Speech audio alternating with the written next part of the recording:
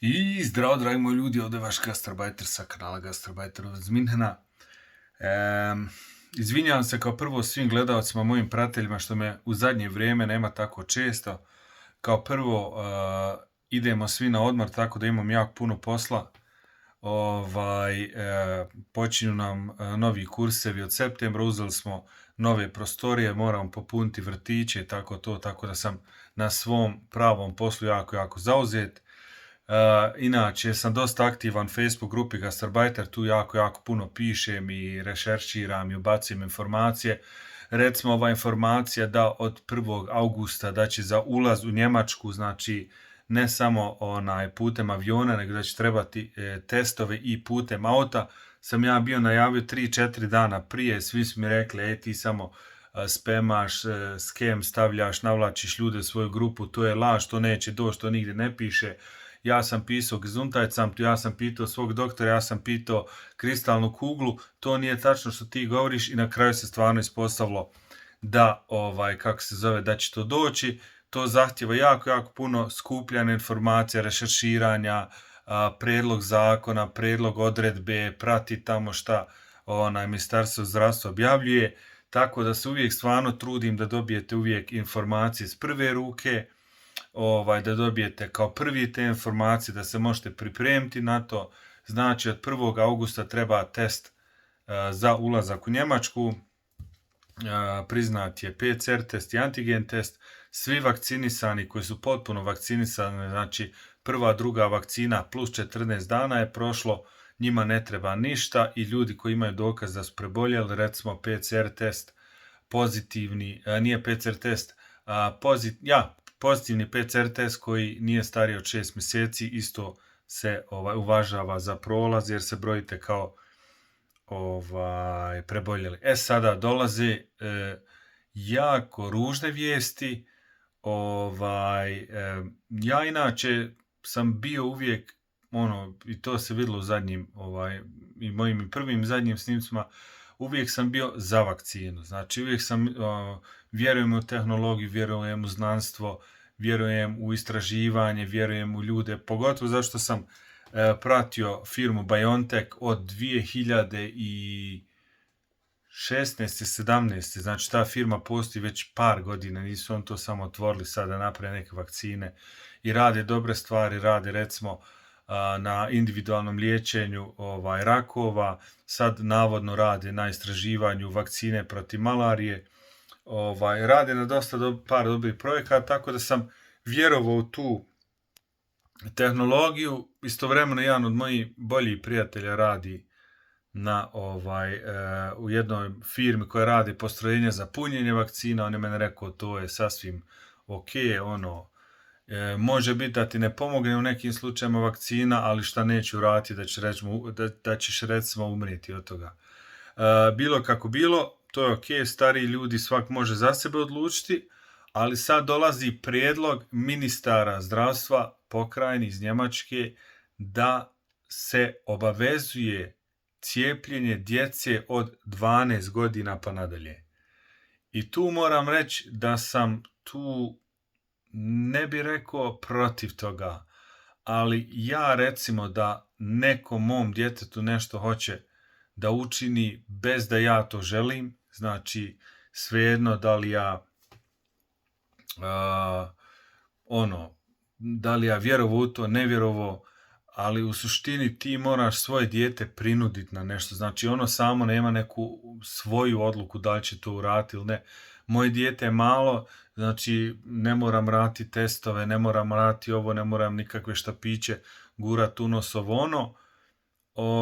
ali kao prvo mlađa djeca protiv korone, znači nisu toliko opasnosti od korone kao što su odrasli.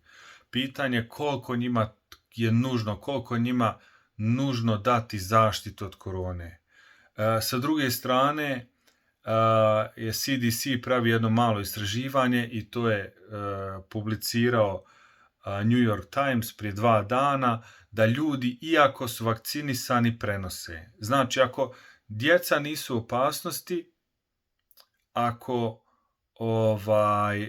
je vjerovatnoća da će kod njih neki teža varijanta, teži tok bolesti covida biti, ako oni nisu rizični, zašto ih vakcinisati ako je dokazano da vakcina ne štiti od širenja?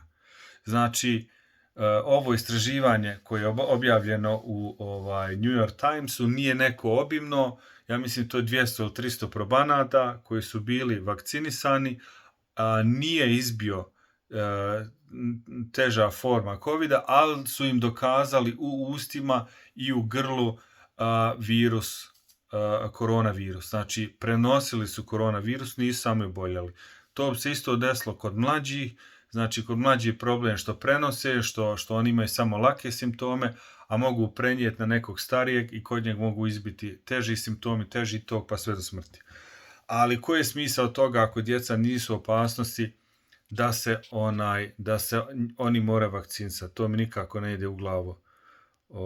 I tu moram reći da sam svakako protiv svake prinudbe, znači i kod starih, i kod mlađih, svejedno kako moje lično razmišljanje bilo, znači ja za sebe odlučujem koje će biti nacije, religije, da li će se vakcinisati, ne, to treba važiti za svakog, znači svako treba da ima svoj izbor i svoje neko ubjeđenje. Protiv sam širenja laži. Recimo, ima isto jedna statistika da je za širenje dezinformacije u Americi, znači 90% onog skema, onih videa što se dijeli, onih falsifikovani videa gdje se stavio drugi ton, što se širi kroz WhatsApp grupe, da je zaduženo za 90% skeminga i dezinformacija, da je zaduženo 18 ljudi u cijeloj Americi. Znači, možete zamisliti da 18 ljudi šire takve jedne gluparije koji su van pameti, van struke, van fizike, van biologije, van medicine, i oni to šire namjerno da bi stvorili neki loš stimul protiv vakcinacije. Ako imamo sad na umu, recimo, da se u jednom Minhenu vakcinisalo 70% odraslih, 70% od 1,4 miliona Minhenu, ja znam lično desetine, ako ne i stotine, nikom se ništa nije desilo, hvala Bogu. Imali su ljudi blaže, teže nuspojave, zaviseći od toga kakav su imali imunni sistem, kakve su inače zdravstvene probleme imali, koju su vakcinu dobili. Ali, kažem, puno se ljudi vakcinisalo, nije bilo nikakvih problema, ali još uvijek, kažem, svako treba da donese svoju odluku. Niko to ne bi trebao raditi. Recimo, kad ljudi kažu ja sam primio vakcinu da putujem, meni je to glup argument. Znači, ja sam primio vakcinu ako išta da se zaštitim od težeg toka covida, zato što znam 4 ljudi u svom bližem socijalnom okrugu, mlađih ljudi koji su pravo nadrljali, koji dan danas imaju zdravstvenih problema, koji će za cijeli život imati limitiran potencijal pluća, gdje su izgubili 15-20%, gdje je izumrlo. Tako da mislim da bolje se zaštititi nego pametovat tamo i lupetat i onda na kraju nadrljati. Najbolji poznati primjer je sestra od Ronalda, fudbalera Ronalda. Ona isto tako ismijavala po Instagramu i ona prije par dana posting da je završila u bolnici, tu je ne pomažu milijoni, milijarde od njenog brata. Znači, kad te ufati. Znači, to je ta jako loša vijest. Hoće da indirektno u suštini prinude djecu od 12 godina s vakcinšu, i šta isto dolazi treća vakcina za seniore, znači starije ljude, dolazi od septembra. Ko želi da obnovi svoje vakcine, pošto neki su već bili primili prošle godine u septembru, oktobru, novembru, tu, znači, imunitet kažu da je negdje oko 6 mjeseci nakon zadnje, tako da on sad mora to obnoviti. Isto tako se predsjednik, ja mislim, Izraela ili sa ženom pred kamerom cijepio. Ne znam šta da vam kažem, to je nekako sve čudno, polako gubi neku logiku, ali eto, znamo svi da je taj imunitet stadal, kako se kaže, da on štiti. Znači, ako dobijemo nekih 70-80%, imamo isto ove države koje su izvakcinisane 78%, tu se vidi delta ne probija toliko jako kod drugim državama. Recimo sad je pogodilo nakon Indije, Iran, Tajland je sad baš u problemima,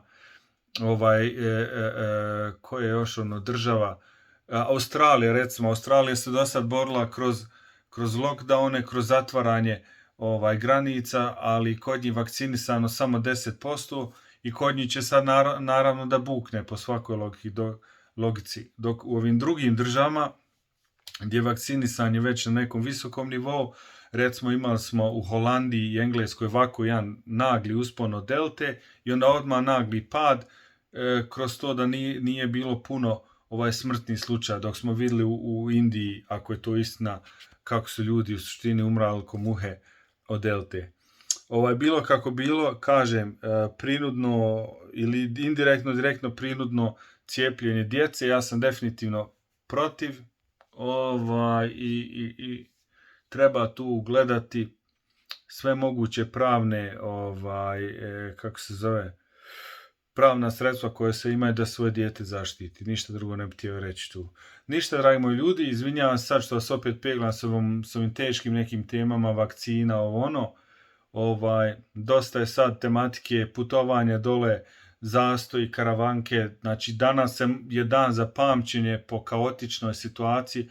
Ja imam osjećaj da je subjektivno od Minhena do Zagreba bio zastoj, znači ljudi su krenuli ujutro u 4 sata iz Minhena i sad su tek došli negdje do Bregane, znači ima ljudi koji su 6 sati stali na autoputu, pakao.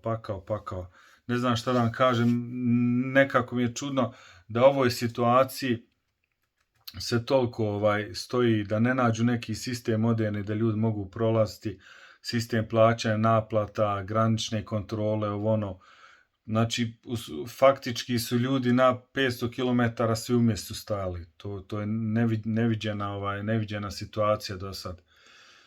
Nadam se da će tu naći neki način da to promijene, da to malo moderniziraju. S druge strane mi drug pričao da je išao danas dole iz Bosne, da je išao za za Njemačku, da je krenuo na karavanke, da je vidio da je kod ljudi u komentarima da je zastoj, probao je otići na Maribor i kažem da ga je policija, znači da policija vraća ljude koji hoće da zaobiđu karavanke i zastoj, da se vrate tamo. Recimo isto tako su sišli na Jesencama da zaobiđu karavanke i tamo su isto vratili. Imam nekako osjećaj kada ljude namjerno tjeraju u suštinu u to suženje, da se tu suzbiju, da je tu zastoj bude izmaltretiraju, da na kraju nekako probaju demoralizirati ljude da idu autima dole ili da idu na odmor. Ne znam, ne mogu da shvatim logiku iza toga. Ništa, dragi moji ljudi, budite mi dobri, ipak vam želim sve najbolje i jedan ugodan vikend, pa se čujemo uskoro. Ćao, pozdrav, ovo je bio vaš gastarbajter iz Minhena. Ćao.